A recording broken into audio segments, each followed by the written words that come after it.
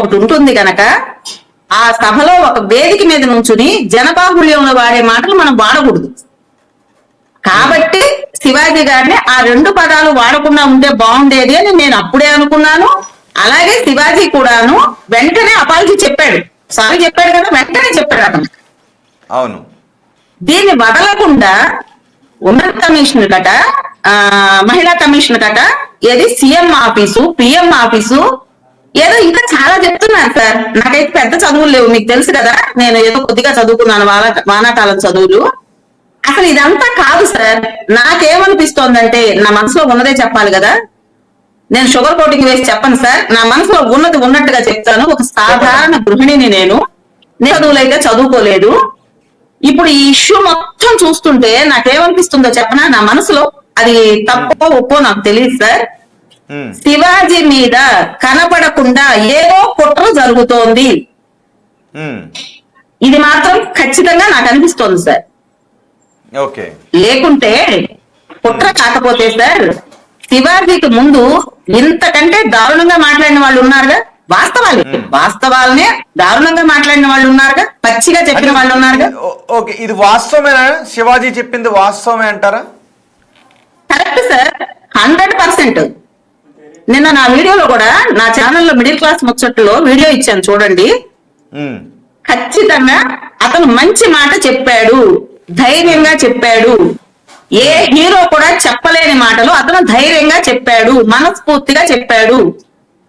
అతను చెప్పిన మాటల్లో ఇంత కూడా తప్పు లేదు, మహిళలు మేమందరం ఒప్పుకుంటున్నాము. ఇంకేంటి సార్, రంగనాయకమ్మ గారు ఒక్క మాట సార్. రంగనాయకమ్మ గారు, నేను ఇంతకు ముందు ఆవిడ వీడియో చూశాను, నిన్న నా ఛానల్లో వీడియో ఇచ్చాను చూడండి, ఒక ప్రముఖ నవలా రచయిత్రి అని చెప్పాను. ఆవిడ ఒక ఇంటర్వ్యూలో ఏం చెప్పారంటే, డైరెక్ట్ గా ఆ పదాలను ఉచ్చరించారు. ఇవన్నీ చూపించుకుంటూ తిరగడానికే మీరు, అవును సార్, నేను తర్వాత చూశాను మీ వీడియో, మినీ వీడియో.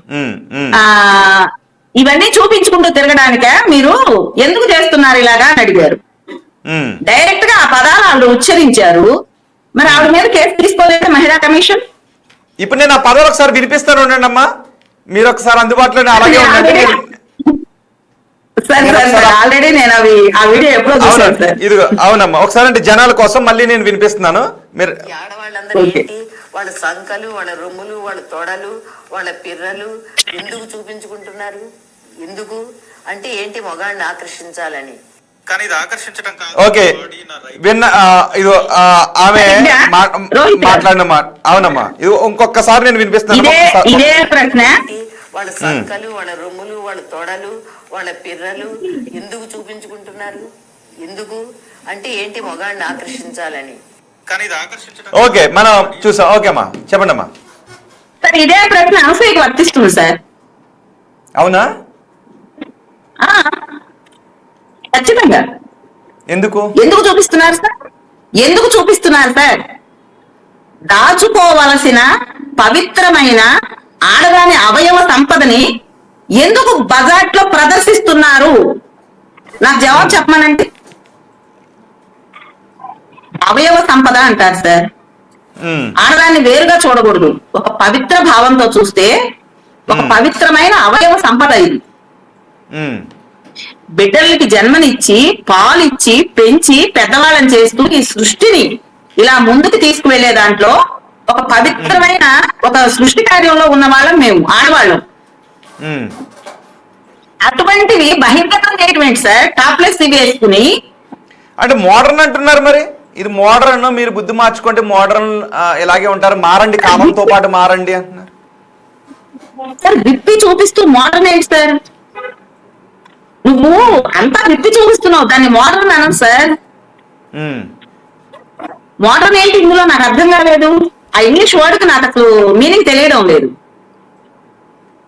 నువ్వు దాచుకోవాల్సిన శరీర భాగాల్ని నీకు ఎదురైన ప్రతి మగవాడికి చూపిస్తున్నావు. నీ భర్త మాత్రమే చూడవలసిన నీ శరీర అవయవాల్ని ప్రతి ఒక్క మగవాడికి చూపిస్తున్నావు. అది మోడర్న్ ఏంటి సార్? నాకు అర్థం కావడం లేదు అసలు. ఆవిడ వాదన ఏంటి నాకు అర్థం కావడం లేదు. బహుశా నేను ఒకసారి మనకు విప్పుకొని అందుబాటులోకి వస్తే తిరుగుతాను బాగుంది. సార్, నేను ఏంటన్నారు? విప్పుకొని తిరుగుతాను అంటది ఆవిడ. అంతే కదా? అవును, అంతే అంతే కదా? అంతే. మేము ఒప్పుకోం సార్, అంటే మేము నేను ఒప్పుకోం. అదే కాదు, ఇది సభ్య ఇది పైగా సభ్య మీకు కూడా సమాజం సార్. ఉమ్, ఈ సభ్య సమాజంలో ఆవిడ నా ఇష్టం వచ్చినట్టు నేను ఉంటాను అంటే ఎలా కుదురుతుంది? ఎవరిని చెడగొడదాం అనుకుంటోంది. నిజంగా చెడు సార్, ప్రభావం అనసూయ లాంటి ఉంటుందమ్మా వాళ్ళని సమాజం చూసి మీద? సమాజం మీద ఎలాంటి చెడు ప్రభావం ఖచ్చితంగా ఉంటుందమ్మా? ఉంటుంది. ఖచ్చితంగా ఉంటుంది సార్, ఖచ్చితంగా ఉంటుంది. ఇంతకుముందు నేను ఎక్కడో చూశాను సార్, హైదరాబాద్ లోనో ఎక్కడో ఒక పెద్ద హోర్డింగ్ లాంటిది పెడితే, హీరోయిన్ హోర్డింగ్, అవును అక్కడ చాలా యాక్సిడెంట్స్ జరిగాయట. అవును. బైకుల మీద వెళ్లే వాళ్ళందరూ ఆ హోర్డింగ్ వైపు చూస్తూ చాలా యాక్సిడెంట్స్ జరిగాయని చెప్పేవారు. నేను విన్నాను. ఉమ్, మరి ఇలాంటి ఆడవాళ్ళు అంతా విప్పి చూపిస్తూ మీ బుద్ధి మార్చుకోండి, మీ చూపులు మార్చుకోండి అంటే, మీరు విప్పి చూపిస్తుందే వాళ్ళు చూడాలని కదా. ఉమ్.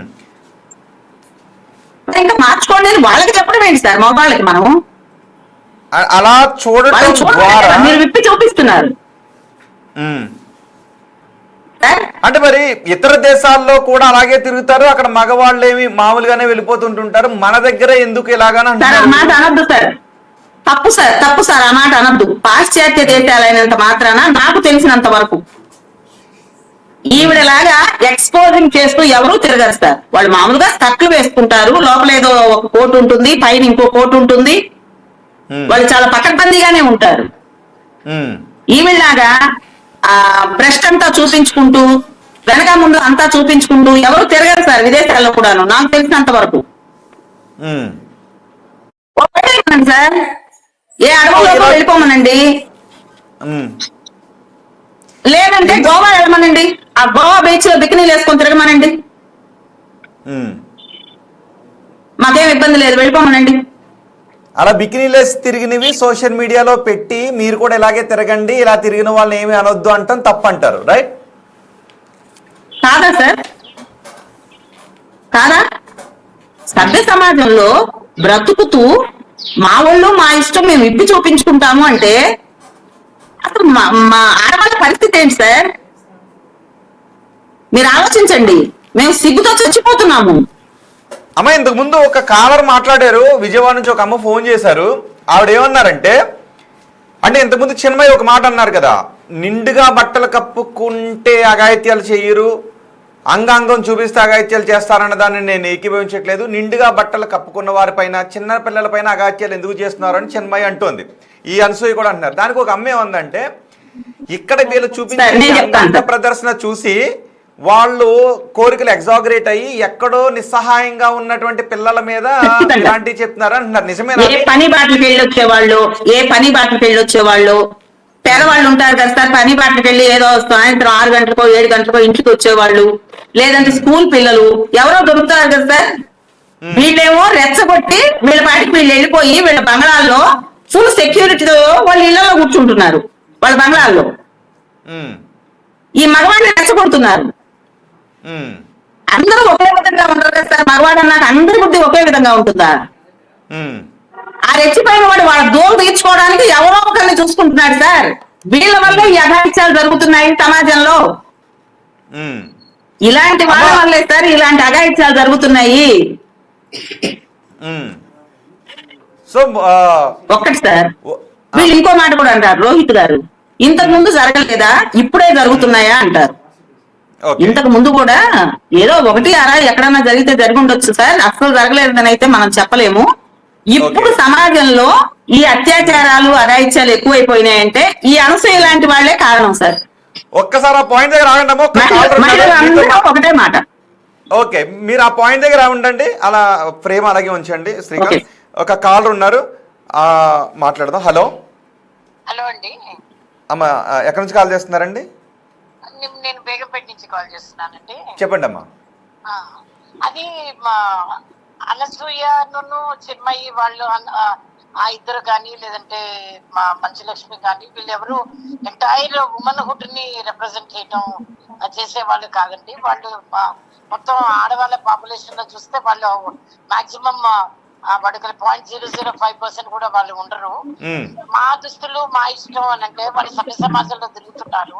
ఇప్పుడు మనం లేచినప్పటి నుంచి ఇన్ని రేప్ కేసులు వచ్చిన పిల్లల మీద కానీ 80 ఏళ్ల ముసలాళ్ళ మీద కూడా ఈ రకంగా జరుగుతున్నాయి అని అంటే వీళ్ళు ఇంత ప్రొవకేటివ్ గా వీళ్ళు ఇలాగ డ్రెస్సులు వేసుకోబట్టి వీళ్ళు ఎవరు అందుబాటులో ఉండరు.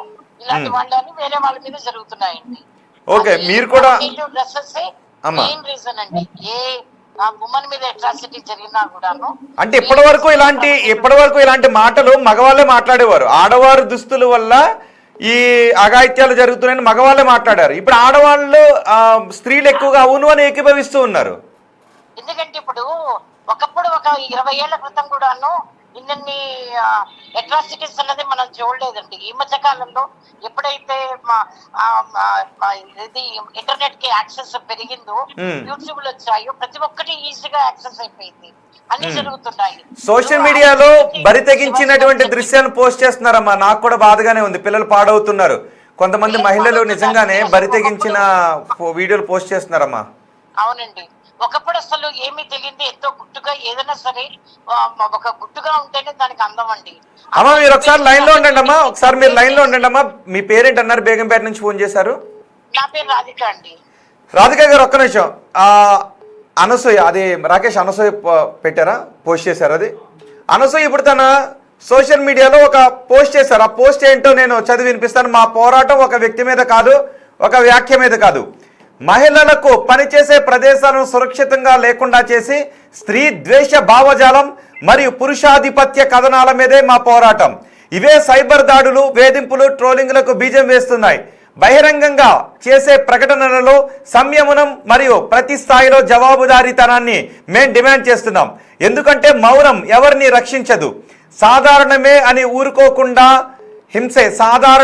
ఊరుకోవడం కూడా హింసే అని వాయిస్ ఆఫ్ విమెన్ అని ఈమె అనసూయ పోస్ట్ చేసింది. సో విజయలక్ష్మి గారు, నేను మీ దగ్గరికి వస్తాను. ఇప్పుడు మీ పేరు మాధవ్ గారు, విజయలక్ష్మి గారు అన్నారు. ఓకే, మీ పేరేంటి అన్నారమ్మా? రోహిత్ గారు విజయలక్ష్మి అండి. విజయలక్ష్మి గారు ఒక్క నిమిషం, ఒక కాలర్ ఉన్నారు. ఓకే, చెప్పండి. ఇది పురుషాధిపత్యం మీద జరిగే పోరాటం కానే కాదండి. ఎవరు చెప్పినా కూడా ఒక మంచి మాట చెప్తున్నారు. ఇర్రెస్పెక్టివ్ ఆఫ్ జెండర్, ఒక ఆడ గాని మగ గాని ఎవరు చెప్పినా అది మంచి మాట తీసుకోవటంలో తప్పేం లేదు. అందులో మేడ్ షవనిజం, పురుషాధిపత్యం ఎక్కడి నుంచి వచ్చిందండి? ఆయన ఏం చెప్పారు? మంచిగా వేసుకోండి. ఇప్పుడు వర్క్ ప్లేస్ లో ఆడవాళ్ళని సేఫ్ గా ప్రొటెక్టెడ్ గా ఉంచుకోవాలి అంటే మంచి బట్టలు వేసుకోవటం అన్నది మనం తీసుకునే, ఆడవాళ్ళగా మనం తీసుకునే బేసిక్ ప్రికాషన్ అంటే. అమ్మ ఒక ఫైనల్ గా ఒక మాట, మహిళలు వేసుకునే దుస్తుల వల్లే మగవారి అఘాయిత్యాలకు పాల్పడుతున్న మగవారి సంఖ్య పెరుగుతుంది అని ఒక మహిళగా మీరు అంటున్నారా? వన్ ఆఫ్ ది ఫ్యాక్టర్స్ అండి, 100% వన్ ఆఫ్ ది ఫ్యాక్టర్స్. అదొక్కటే ఫ్యాక్టర్ అని చెప్పలేం కానీ అది ఫ్యాక్టర్ ఉందా? హైలీ ప్రొవకేటివ్ అయితే జరుగుతోందండి, ప్రొవకేషన్ అయితే జరుగుతోంది. దిస్ ఇస్ నథింగ్ బట్ అబ్సినిటీ అండి. డ్రెస్సెస్ వేసుకోవటం అనేది అబ్సినిటీ. దీన్ని ఎవ్వరు కూడాను ఒక కల్చర్డ్ ఉమెన్ కానీ, ఎడ్యుకేటెడ్ ఉమెన్ కానీ ఎవ్వరు కూడాను సపోర్ట్ చేయరండి. వాళ్ళని వాళ్ళు మేము ఉమెన్ కమ్యూనిటీని రిప్రజెంట్ చేస్తున్నాం అని అనుకోవడం చాలా తప్పండి. 98% ఆడవాళ్ళు ఎవరు కూడా అనసూయని, చిన్మయ్యని సపోర్ట్ చెయ్యరు. ఎందుకంటే మాకు ఆడపిల్లలు ఉన్నారు, మేము ఆడవాళ్ళగా పెరిగాము. We know how to carry ourselves in public. Even మా ఇళ్లలో ఉన్నప్పుడు కూడా we conduct ourselves in a very decent manner. చాలా డీసెంట్ గా ఉంటాం. టక్కన మేము ఎవరైనా వచ్చారంటే టక్కన చున్నీ వేసుకుని కానీ బయటకు రావండి. That is the way we are raised. Thank you అమ్మా, థ్యాంక్ యూ అండి, మాట్లాడండి. Thank you. ఎస్ విజయలక్ష్మి గారు, అదిగో అనసూయ ఒక సోషల్ మీడియాలో ఒక పోస్ట్ చేశారు. మధ్యలో కాల్స్ తీసుకుంటుంటాను, కానీ ఇందులో బహుశా సర్వీస్ ప్రొవైడర్లు ఈ మధ్యన కొన్ని మార్చారు కదా, నేమ్ తో వస్తుంది. సో మహిళ నేమ్ తో వస్తే నేను ఖచ్చితంగా తీసుకుంటాను, ఎందుకంటే మహిళలకు ఎక్కువ అవకాశం ఇవ్వాలని అనుకున్నాను. మహిళా అభిప్రాయమే నాకు కావాలి ఇక్కడ. ఓకే విజయలక్ష్మి గారు అనసూయ చేసిన పోస్ట్ మళ్ళీ చదివి వినిపిస్తున్నాను, చూడండి, వినండి ఒకసారి. మా పోరాటం ఒక వ్యక్తి మీద లేదా ఒక వ్యాఖ్య మీద కాదు, మహిళలకు పనిచేసే ప్రదేశాలను సురక్షితంగా లేకుండా చేసే స్త్రీ ద్వేష భావజాలం మరియు పురుషాధిపత్య కథనాల మీదే మా పోరాటం. ఇవే సైబర్ దాడులు, వేధింపులు, ట్రోలింగ్లకు బీజం వేస్తూ ఉన్నాయి. బహిరంగంగా చేసే ప్రకటనలలో సంయమనం మరియు ప్రతి స్థాయిలో జవాబుదారీతనాన్ని మేం డిమాండ్ చేస్తున్నాం. ఎందుకంటే మౌనం ఎవరిని రక్షించదు, సాధారణమే అని ఊరుకోవడం కూడా హింసే అని అంటున్నారు. అనసూయ గారు, అందుకే మీరు మాట్లాడుతున్న మాటలపై మహిళలు మేము మౌనంగా ఉండడం లేదు అందుకే చెప్తున్నామని మహిళలు అంటూ ఉన్నారు. ఇప్పుడు విజయలక్ష్మి గారు ఏమంటారు? అవును సార్. సార్ ఆవిడ పెట్టిన ఆ పోస్ట్ చూస్తుంటే ఏమనిపిస్తోందంటే దెయ్యాలు వేదాలు వల్లిస్తాయి చూసారా, అలా ఉంది సార్. అసలు రెచ్చగొట్టి పురుషుల్ని బాధ పెట్టి ఇబ్బంది పెట్టి అలా తయారు చేస్తోంది ఈవిడ కదా, ఈవిడ లాంటి వాళ్ళు కదా. మళ్ళీ పురుషుల మీద పడి ఆడవడం ఎందుకు సార్? వాళ్ళని రెచ్చగొట్టడం ఎందుకు? వాళ్ళు ఏదో చేశారు, మళ్ళీ మనం వాళ్ళ మీద పడి ఆడవడం ఎందుకు సార్? మంచి బట్టలు కట్టుకోండి, మంచిగా కట్టుకోండి అని చెప్పాడు సార్ శివాజీ. ఎవరు చెప్పినా, శివాజీ చెప్పినా నేను చెప్పినా ఒక్క క్వశ్చన్ అడగదు సార్? అడగండి అమ్మా. రోహిత్ గారు, ఇప్పుడు మన ఇంట్లో